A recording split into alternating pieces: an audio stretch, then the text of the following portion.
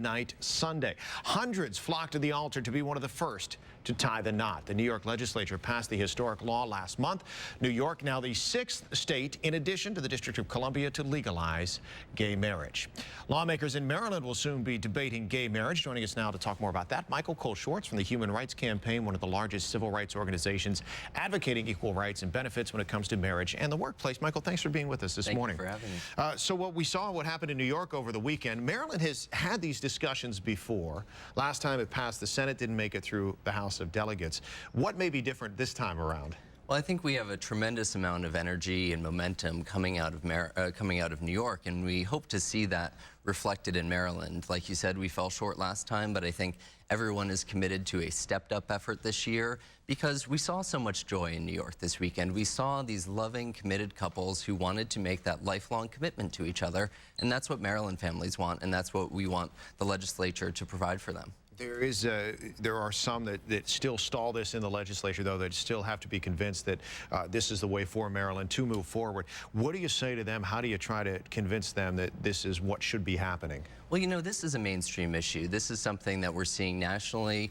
More than half of Americans believe that gay and lesbian couples should be able to make that lifelong commitment to each other. We're seeing the same kind of polls in Maryland. It's over 50%. And what we saw from New York is that a Republican-led legislature is the one that put marriage equality in place there. So all of the factors are moving in the direction of full equality for these couples, and we'd like to see Maryland follow suit. There were some stipulations in the New York law when it came to religious freedom. A lot of, as you mentioned, the Republican legislature, a lot of the more conservative members wanted to see those protections put in place. I know there has been talk about that in Maryland. Is that what is in the works right now for Maryland? Might that help push it through if it happens? Absolutely. We think a religious exemption is important because people need to understand this is about civil marriage equality. This is about a gay and lesbian couple going to City Hall and getting a marriage license, just like any other couple would. And it has no impact on what religious organizations do. They don't have to perform marriages. They don't have to recognize them. This is solely in the eyes of the government. So as we move forward, a religious exemption is something that we support and will be part of the legislation. There are some, though, that no matter what you do, no matter what you say, are still going to be against this, are still going to raise a fight or protest against it. What do you say to those people? How do you deal with them if you know that they're always going to be there?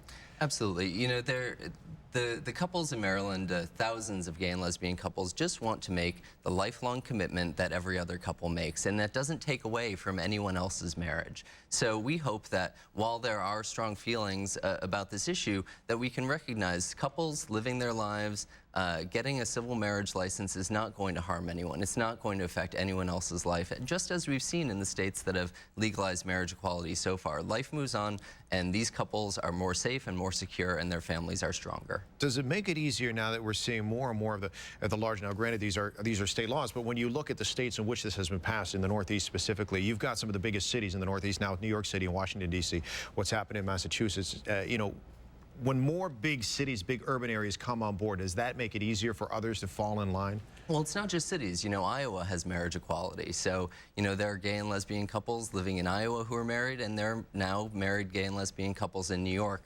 So I think you're seeing that this is something that no matter where you live or what kind of area it is, this is good for families. It is good to strengthen their relationships, to allow them to make those lifelong commitments, and to protect the children that they might have, or protect the family and make sure that they're safe. You have been in your organization have been pushing for this to happen in Maryland. When do you see it happening? Do you see it happening for sure? Do you see it getting through the House of Delegates? And if so, when?